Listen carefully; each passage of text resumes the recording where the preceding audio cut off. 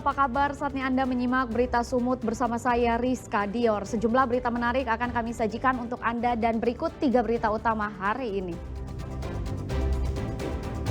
Tinggal sendirian, seorang buruh perkebunan kelapa sawit di Kabupaten Asahan ditemukan tak bernyawa dengan tangan terikat dan mulut dibekap.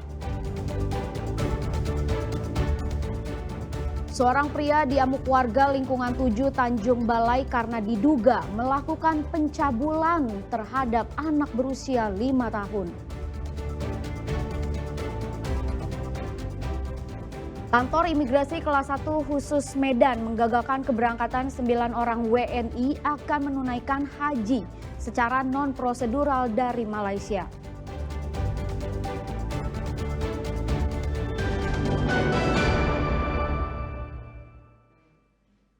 Seorang buruh perkebunan sawit ditemukan tak bernyawa di dapur rumahnya di Desa Rawang Lama, Kabupaten Asahan dalam kondisi terikat. Pria berusia 50 tahun itu diduga menjadi korban perampokan disertai pembunuhan. Sejumlah barang pribadi milik korban hilang.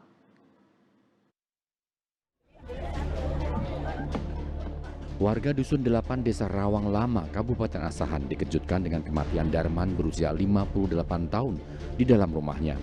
Kematian pria yang bekerja sebagai buruh panen kelapa sawit ini pertama kali diketahui oleh rekan kerjanya yang datang untuk mengajak bekerja. Korban diketahui tinggal sendirian di rumah tersebut. Darman diduga menjadi korban kejahatan karena jenazahnya ditemukan dengan kondisi tangan kaki terikat serta mulut dibekap. Polisi dari unit Jatan Ras Polres Asahan dan Polsek Kota Kisaran yang tiba di lokasi kejadian langsung melakukan olah tempat kejadian perkara dan memasang garis polisi. Saat ini pihak Polres Asahan dan Polsek Kota sedang melakukan penyelidikan terkait dengan dugaan temuan mayat ini.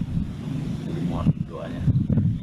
Saat ditemukan mayat korban, apakah mantan kekerasan atau saat ini yang kami perhatikan dari luar masih hanya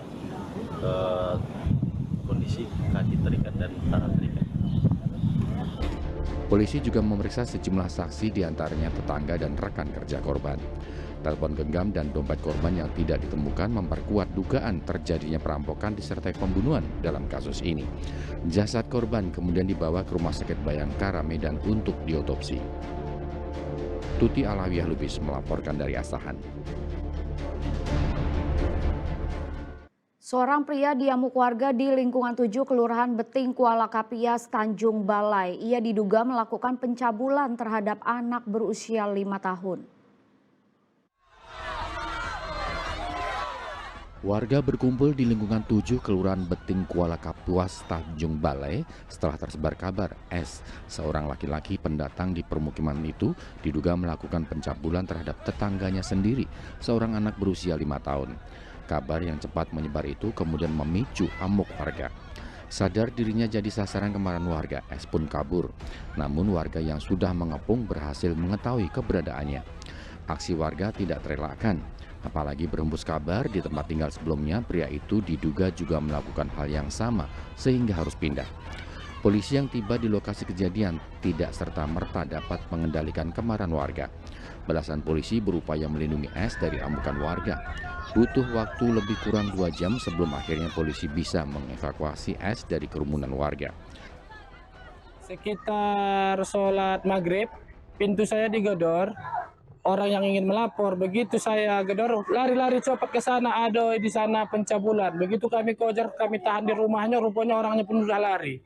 Begitu dia lari, kami kejar ke sana, rupanya orang sudah main tadi sama ayah si korban. Begitu ayah sama ayah si korban main, ada luka dari sini ke sini, ditekan orang tua si korban ini tadi, ya kan, lanjut. Dia tuh pun lari masuk ke rumah warga saya juga, tapi duduk di lingkungan 7. Betul, Pak. Ini kejadian dibilangkan pencabulan umur anak 3 tahun. Itu kejadiannya di mana lokasinya, Pak? Lokasi kejadian itu di lingkungan 1 Beting Kuala Kapias. Apakah sempat pelaku melakukan pelecehan terhadap persetubuhan terhadap si korban sendiri, Pak? Menurut informasi warga ataupun keterangan yang dari yang lain-lain, sempat dimandikan, sempat dibodai, sempat anak itu pun tadi sempat memegangkan punya si pelaku. Terkait kasus ini, ayah dari bocah berusia 5 tahun yang diduga menjadi korban pencabulan itu sudah melaporkan kasus ini ke Polres Tanjung Balai. Tuti Alangi Halubis melaporkan dari Tanjung Balai. Badan Narkotika Nasional Provinsi Sumatera Utara memusnahkan lahan ganja seluas 1,5 hektar di perbukitan Torsihite, Kecamatan Tambangan, Kabupaten Mandailing, Natal. Aparat menemukan 15.000 batang pohon ganja siap panen. Kawasan perbukitan Torsihite di wilayah Kecamatan Tambangan, Kabupaten Mandailing, Natal terus mendapat perhatian Badan Narkotika Nasional karena disinyalir menjadi lokasi penanaman pohon ganja oleh warga. Benar saja, aparat BNN Sumatera Utara bersama TNI, polisi, dan Satpol PP bergerak menuju ke lokasi setelah melintasi perbukitan yang rimbun dan terjal sekitar 4 jam. Di lokasi tersebut, petugas menemukan 1,5 hektar lahan ganja setinggi 70 cm hingga 1 meter yang siap panen. Tidak menemukan pemilik lahan, petugas kemudian mencabuti pohon ganja yang diperkirakan berjumlah 15.000 batang itu. Aparat juga langsung melakukan pemusnahan dengan cara dibakar di lokasi tersebut. Merupakan tindak lanjut dari atensi Kepala Badan Narkotika Nasional Republik Indonesia yang kemarin tempo hari sudah disampaikan bahwa BNN RI beserta stakeholder terkait akan terus memerangi jaringan narkotika di Indonesia.